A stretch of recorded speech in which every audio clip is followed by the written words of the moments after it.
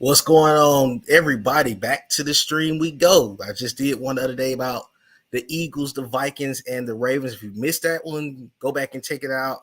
It was a good one.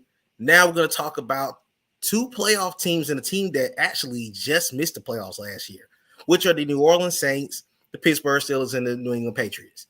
Of course, we're going to start with the Saints. They got two first-round picks. But before I get into them, let me go to give you guys a preview of the New Orleans Saints.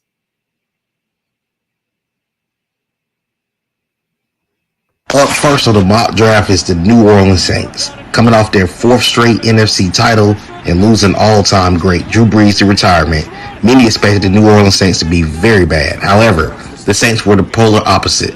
Despite injuries at quarterback, another season without Michael Thomas and a dismal offense. Behind their top 5 defense, the Saints finished 9-8 and nearly made the playoffs. However, this offseason dealt another blow as another franchise stalwart Sean Payton retired, and Dennis Allen took over as head coach. Also, star running back Alvin Kamara could be facing suspension after some legal issues this offseason. So the Saints, after a trade with the Eagles, which was mentioned in the previous stream, now holds 2 first-round picks at 16 and 19 and a total of 8. Now we discuss the team's needs and cover a full 7-round mock draft. Now, let's talk about the New Orleans Saints. All right. Before I even go there, as a Falcon fan, you know this is a tough one because we cannot stand these guys. But first thing first, as I mentioned earlier, New Orleans was a Rams blown lead from going to the playoffs last year. That team actually was a lot more competitive than most people expected them to be. So they have a couple of things they can address in this draft. One of the top things that this can be 1A, 1B, but if it was me, 1A would be wide receiver for the Saints because Michael Thomas has been hurt for the last 2 seasons, and they don't really know what they're going to get out of him. He's supposed to be healthy, but he was dealing with a injury that is taking 2 years to recover from. And outside of that, Traquan Smith is not back on the roster yet. And then when you look at the rest of their receiving core, they don't have anyone. So the Saints really have to look into getting receivers in this draft. And it's going to be tricky for them going into this season because they're coming in with not really a lot of depth at wide receiver. So they're in one of those tricky spots. So the Saints really should be looking. They could possibly even go get 2 wide receivers early with the picks that they have. Before I go into some, go to the comments real quick. Tevin, what's up, bro? He said, I hope the Saints go 1-16. They beat Atlanta one time. Oh, man. That team, I don't know what to expect out of them coming up. Actually, I don't know. Jay, what's going on, bro? He said, oh, what's up, bro? Byron said, I see a lot of hate here. Hey, man, relax. But, of course, as I said, their Saints receiving core is really not that good at this point. They don't have a lot to work with. So, again, the Saints got to be looking at the depth in the wide receiver class of the draft. They should walk away with at least 2. There's no reason why you don't come out that draft with 2 receivers. Because although Michael Thomas could be coming back, Drew Brees is not there. Jameis is not a bad quarterback, but at the end of the day, again, you got a lot of unknowns in New Orleans right now. My other need for them that I consider is 1B is quarterback. Although they re-signed Jameis Winston, I'm not looking at him as a long-term option. Dennis Allen is not Sean Payton. Sean Payton did an outstanding job developing quarterbacks like Teddy Bridgewater. He had a long-time relationship with Drew Brees. That worked out for so long. They have a Hall of Fame career out of it. But with that being said, you don't have an offensive mind like a Sean Payton in that building no more. So the Saints got to look into what they're going to be post Sean Payton and Drew Brees. Of course, we got a chance to see, despite Drew Brees retiring, that team still won 9 games. A lot of it had to do with their defense, but still they won 9 games. So this is going to be the real season we really find out what's going to take place with this New Orleans squad. So that's going to be something to look out for. Let me go back to the comments real quick. Katie, what's up, bro? He said, I hope the Saints go 0-17 and lose 8 draft picks. Oh, man. Y'all are wild, man. And Tevin said bounties. Hey, man, relax. We got to get through this. Other need for the Saints is an offensive lineman. The Saints are looking at a very rough spot. They lost Ron Armstead to Miami on a big deal down there. I would go to Miami for that kind of money they gave to Ron Armstead too. He was a very solid left tackle for the Saints. He's 31. He's out of there. So now the Saints are going to have to take a look into possibly making James Hurst their starter. They still have Cesar Ruiz. But again, this is a very loaded draft at offensive line. So if I'm the Saints, I'm trying to walk away with a couple of guys in this draft because, again, you need to build your guys up because look at the situation. Tom Brady came out of retirement. So you definitely have a situation where Tampa is going to be probably running the division, maybe another year or two. So get yourself rebuilt. You have 2 first-round picks to work with this year in a very loaded draft. So go ahead and get what you need now. Yo, Cole, what's going on, bro? What's going on, Shaq? He said, "Sound like my next OG team." You are not taking New Orleans Saints. You are not doing that. Let's go. Let me do what the other comments are. Jordan, what's going on, bro? He said, "I'm going to keep my negative opinions to the Saints about myself." Okay. But the Saints definitely have some solid options in this draft. I don't think they got a shot at Evan Neal or Ike Ekwonu. I think those guys are going to be gone. But they definitely will have shots at Trevor Penny and Charles Cross. Those kind of guys will fall to them at 16 or even possibly 19. It depends on what they want to do. Another need, crazy as it may sound, the Saints need to go get a running back because we have no clue what's going to happen with this Alvin Kamara situation. If a lot of you know, he's got in some legal trouble over the offseason. He's probably going to get suspended. If he's going to get suspended, no ifs, ands, or buts about it. So you might as well be looking towards getting them a running back at some point. D1, what's up, bro? He said, "Hey, no one says." You know how it is, man. You know how it is.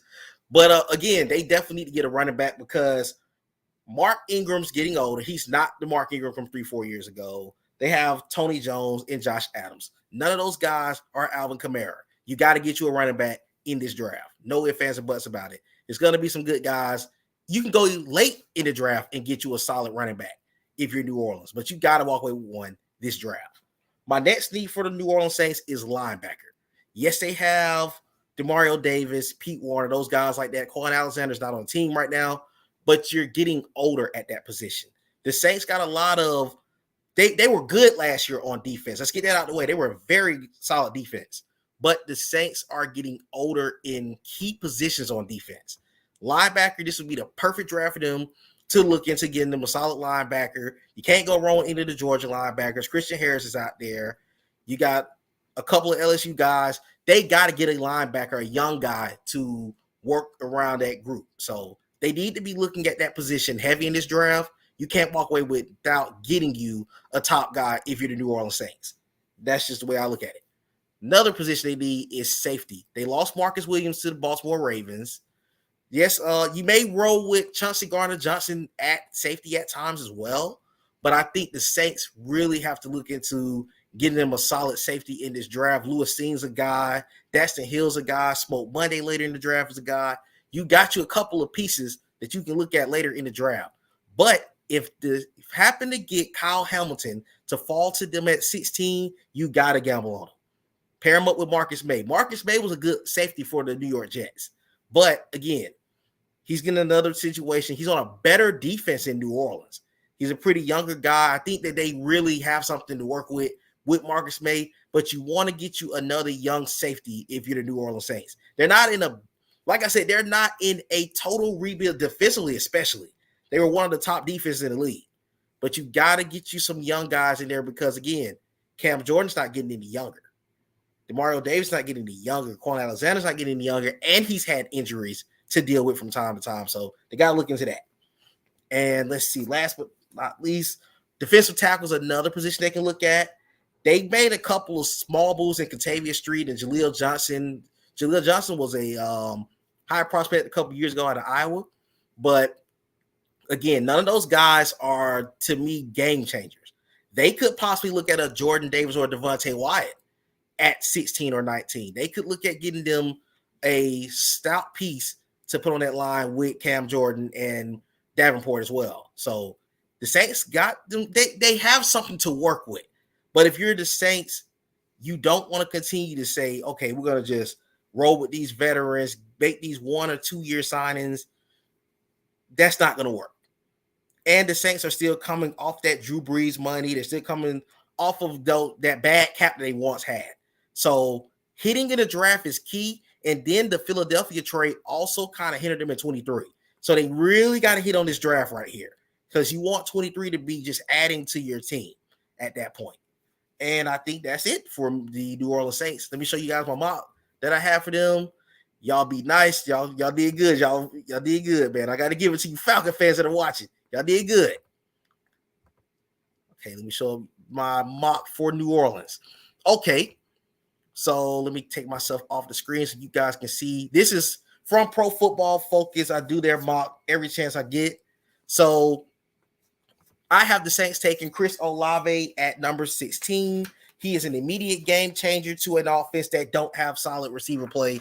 And if you do get Michael Thomas back and healthy, that's going to be an immediate upgrade for the New Orleans Saints on the opposite side of them. You got Bernard Raymond out of Central Michigan. That's a tackle to replace Teron Armstead. I think that he would fit well for a team that they're not bad at the offensive line position, but get younger while you can. And there's some pieces in this draft. Second round, I have them taking Jaquan Brisker for the reason I just mentioned earlier. Get you another solid young safety in there. You got Marcus May that came in from the Jets. That's another good piece. Third round, I have them taking Carson Strong out of Nevada. I don't have them jumping the gun, taking a quarterback in the first round, because they really don't need to. Because if Jameis works out well, you obviously can work with him going forward. He's still only a 6 to 7 year veteran, kind of the situation that Marcus Mariota's in. Fourth round, I have them taking Damon Clark. I'm sure a lot of Saints fans are familiar with him out of LSU. Very good linebacker. I think he is highly underrated. You see Pro Football Focus don't know a lot about it. They gave me a C- for him. Fifth round, I have them taking Brian Robinson Jr. If you are a Saints fan or you know well about the New Orleans Saints, they love power backs. He would be the prototypical fit for Alvin Kamara when he comes back from suspension, because I'm going to just go ahead and assume that he will be suspended at some point, whether it's 4 to 6 games. He's going to get a suspension because that's just how the NFL works. Last but not least, I have him taking another receiver. He's a highly underrated prospect. As you see, I got a C- for him. Dame Charleston Rambo out of Miami. Very good playmaker down at Miami. I think he will fit them well. Overall, Pro Football Focus gave me a B+ for the Saints. So, hey, it may be a rivalry there, but I know what rival teams need. But that's enough on New Orleans Saints. Let me get them off the screen. Moving on, let's still get ready to talk about the Pittsburgh Steelers. But before I talk about the Steelers, let's get a quick preview of them. Up next on the board are the Pittsburgh Steelers.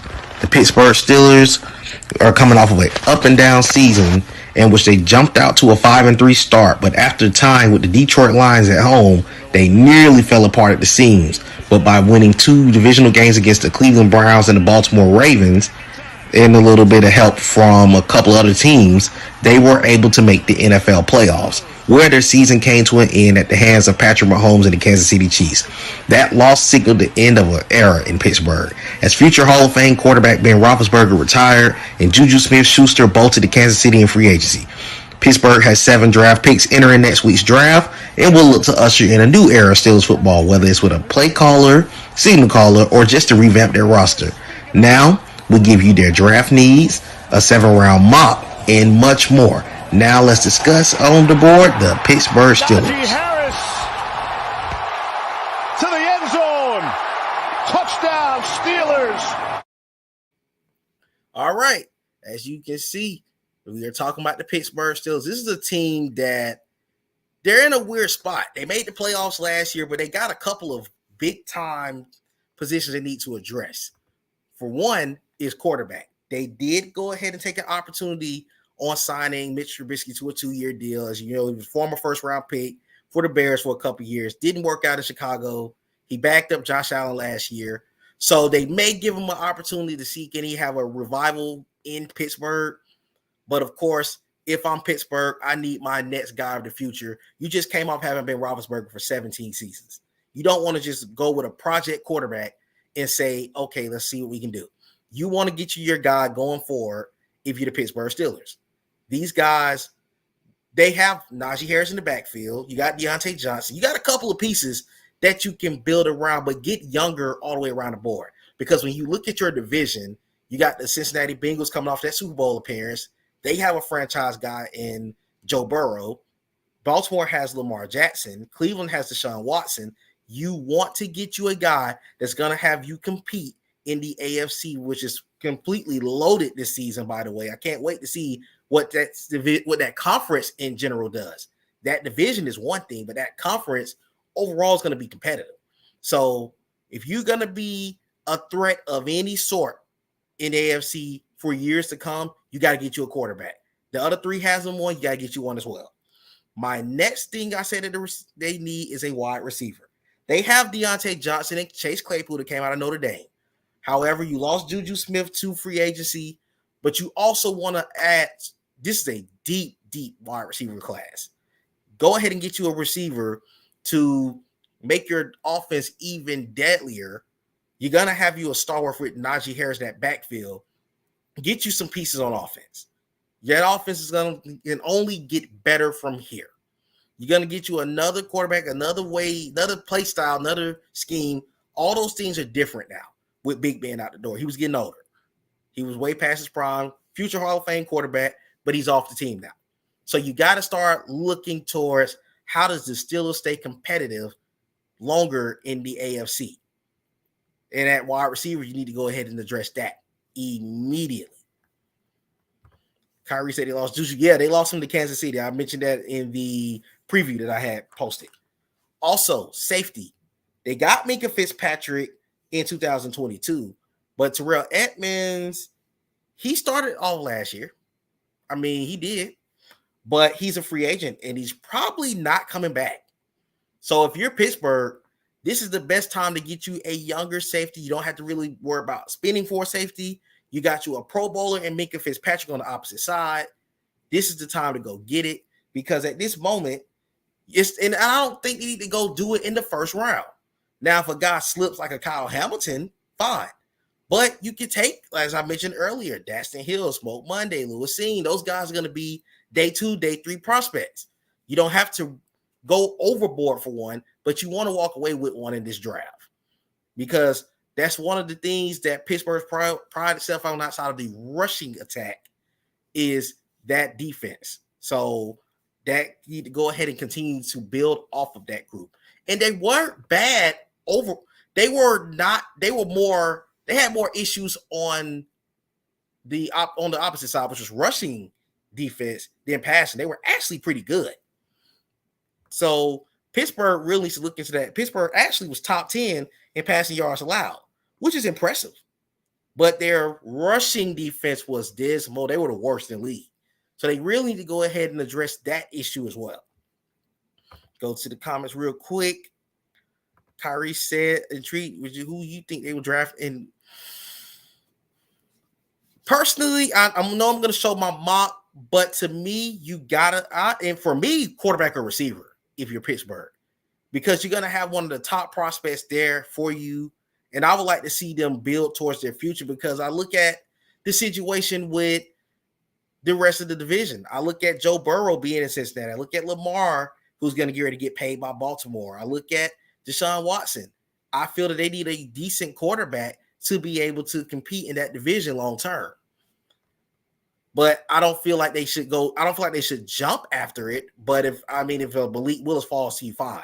But if it's not Malik Willis, then don't even look at it. Kyrie said, I don't think they'll get a quarterback. I could see them pass up on it too, and maybe go get them a top corner at that spot. So that could be something else to look out for. Darrell, what's going on, bro? Okay, my other position for them is offensive line. They got Mason Cole and James Daniels, but I mean, who are those guys? I'm just going to be honest. They need to add depth at tackle. They really need to. They could revamp the entire offensive line, if I'm going to be brutally honest about this thing. And they have the draft to do this. They don't have to overdo it, but get you at least 2 or 3 prospects that can be building towards the future. Why not if you're Pittsburgh? You're going to do nothing but go up. You got Najee Harris. You need to protect that guy. You need to protect for him. You need to protect your future quarterback. You got you a stud in Najee Harris. I keep saying that because, again, Pittsburgh, the greatest Pittsburgh teams had a solid rushing attack. They got to get back to that. My next thing is cornerback for the Pittsburgh Steelers. They need to address that because when you look at your division, you're dealing with that Bengals receiving core. You still got Marquise Brown in Baltimore. You still got those solid guys in Cleveland. You got to be able to check those guys one-on-one. You don't want to go into Cincinnati and get toasted 2 times a year by Tyler Boyd, T. Higgins, and Jamar Chase. You don't want to deal with that. So adding a corner to a secondary that was really not that good they were good, but they weren't great. You can only do nothing but go up from here. They need a playmaker at corner. So if I'm Pittsburgh, if I have a solid corner fall to me and my spot at 21, I'm going to get them. And I think that's what they should consider. But those are my needs for the Steelers. Let me get ready to pull up my mock for Pittsburgh. Give me a second. Let's pull them up.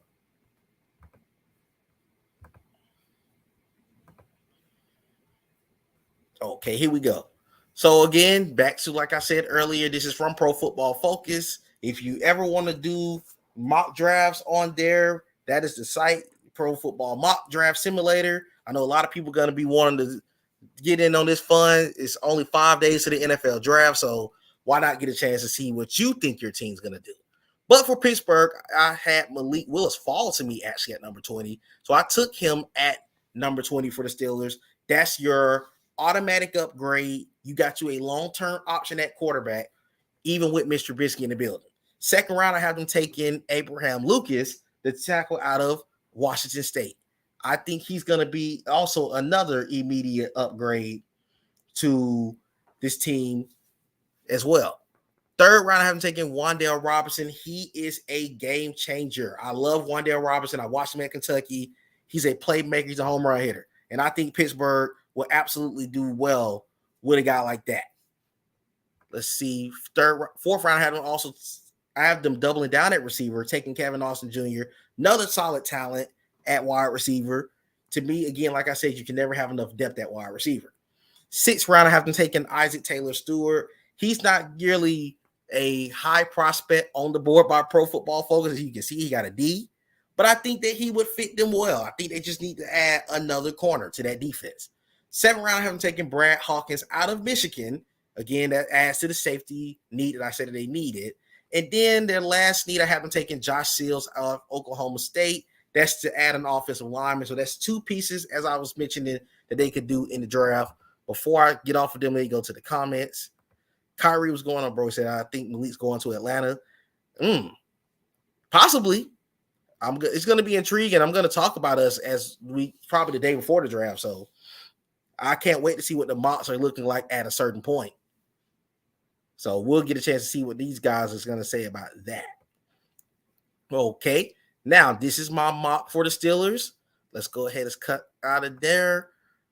And last but not least, we're going to get started with the New England Patriots on the board. They're last on here, and my third playoff team that I'm discussing. So before I get to talking about them, let's move it over to the New England Patriots, who are picking, if I'm not mistaken, 20th in the draft.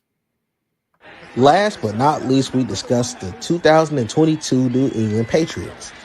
In 2021, after coming off of a season that was filled with players being out for COVID-19, injuries, and playing with quarterback Cam Newton, who no longer was with the team, Bill Belichick and the Patriots did what they do best. They bounced back.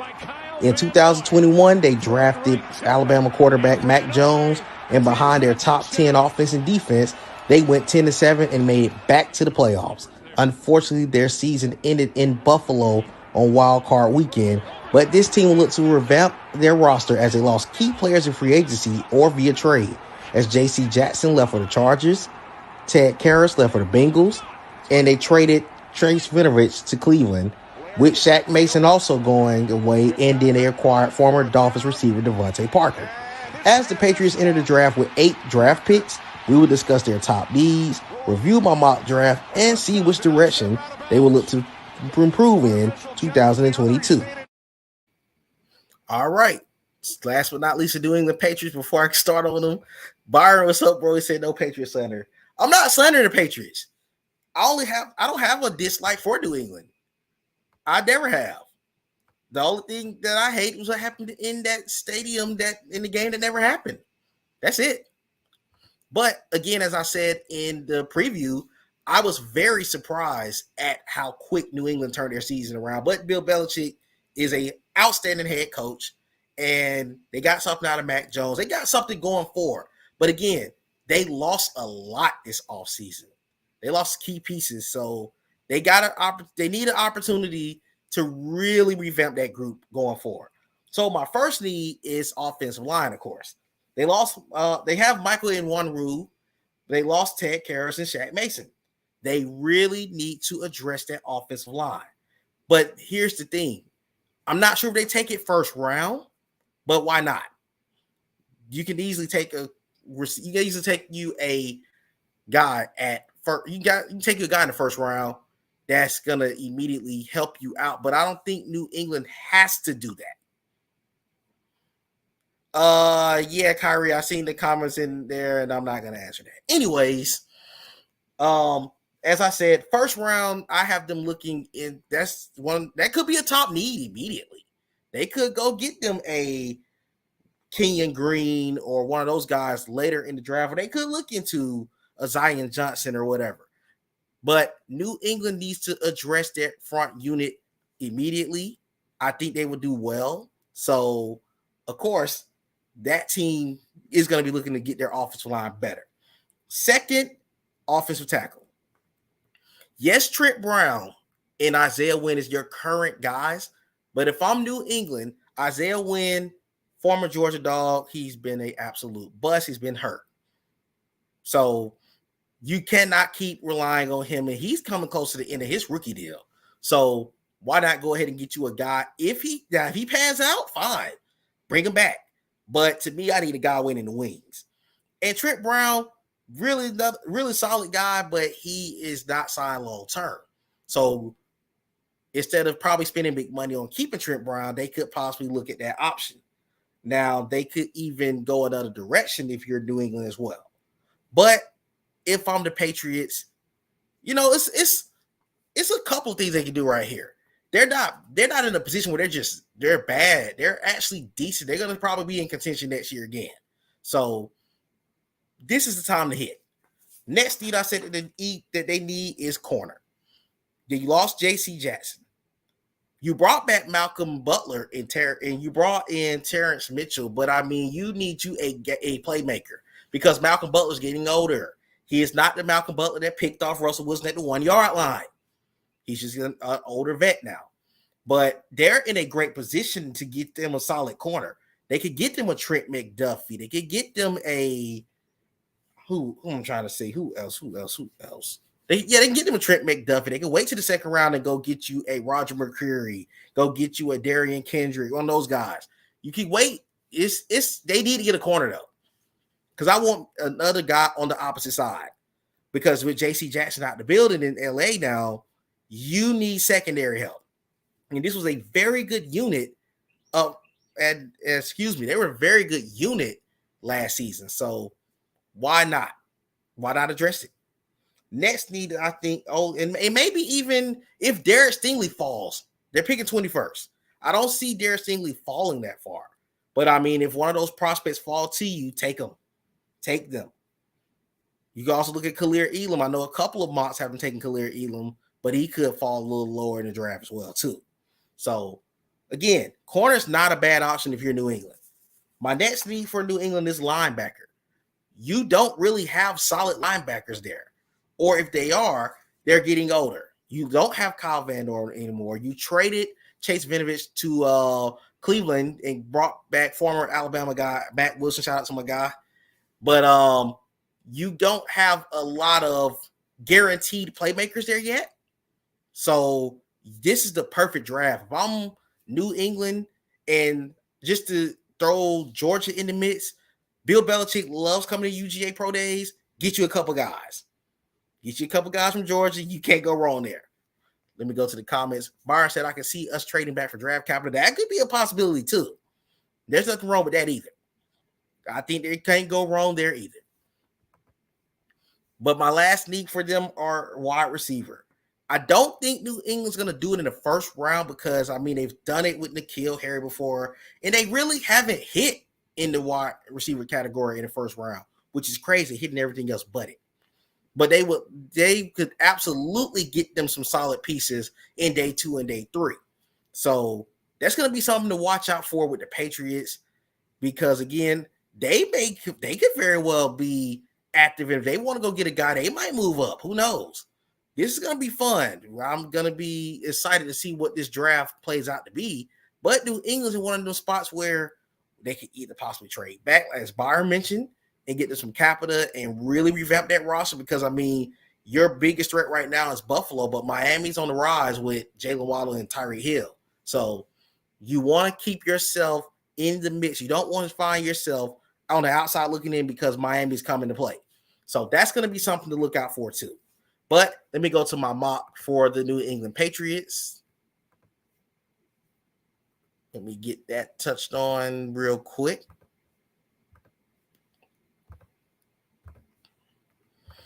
But before I discuss mine, I told Byron I was gonna give him a shout out on the stream. I do want to go glance over his personal mock for his own team real quick. Give me a second. I want to pull up before I actually continue. So he gave me a mock the other day. He also did a Pro Football Focus mock. He had them taking the Kobe Dean out of UGA at 21. That's a great move. That would be an immediate upgrade if you're the Patriots because he's a sideline to sideline linebacker. He would be great with Bill Belichick. Second round has him taking Roger McCreary. That's another solid move. Third round, Dominique Robinson out of Miami, Ohio. That's another solid DN for them as well. Fourth round, taking Leviticus Smith and Joshua Ezedu. Both great guards. You can easily upgrade your position right there. Sixth round, taking Zachary Thomas from San Diego State. That's a very solid move. Also in the sixth rounds, Zaquandre Wright, another good running back from South Carolina. Then seventh round, taking Marquand McCall out of Kentucky. So that's what a trade back that he was doing as well, by the way. So just to give you all that was a trade back. He actually got a B+ for that. Pretty good. Now, the one I have them taking Tyler Linderbaum at 21. They just lost. They still got David Andrews, but I mean, he's getting older. That's going to be an upgrade of that spot. Second round, I have them taking Abraham Lucas out of Washington State at pick number 54. I think that adds to the tackle need that I was just mentioning. Jalen Armour Davis, third round from Alabama. I think that'd be a great pick for them. Fourth round, I have them taking Terrell Bernard out of Baylor. He's a solid linebacker. I think he would fit that team well. Fifth round, I had him taking Tyquan Thornton out of Baylor. If you don't remember that name, he destroyed the combine with a 4.28. And honestly, I think he would fit them very well. I think they've never had a true game like a playmaker like that. I don't think they've had that in a while. Fifth round, I have them taking Georgia's corner, Jerry Kendrick. I think he would fit well with him as well. Sixth round, I have him taking Jeffrey Gunner. They don't really know him that well because, I mean, he went to Coastal Carolina, but I think he can fit well on the NFL roster. And sixth round, also I have a major gamble of them taking Adam Anderson. And I'm going to explain to you why. Because he's a solid talent. He would have been a first-round pick had he not went through the legal issues at Georgia. But I feel that Bill Belichick is big on giving guys a second opportunity. So he could be a guy that could fit a Bill Belichick mold. So they gave me a B overall. Pretty impressive for me to get that grade. Okay. Now, that is the teams I'm covering today.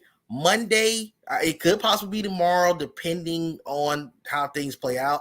I'm going to be covering the Cardinals. I'm going to be covering the Cowboys. I got the Chargers coming up as well. We're getting to the end. We're getting close to the end of this first round. So once we get to the end of the first round, we're going to do like a full out mock of the first round. And then, of course, Thursday's the draft. So no more mocks going to be needed. We're going to be watching the actual draft. I will be back on here like I was last year, talking about the draft. If you are a fan of your team, I want you to hop on and give your opinion at the moment that your team picks. You got to keep it clean, as I always say, no ifs, ands, buts about it. But until the next time, this has been All In with Nate, covering the Saints, Steelers, and Patriots. We got another show coming up. We got a lot of content coming up in the next week. So stay tuned, and I thank all you for tuning in.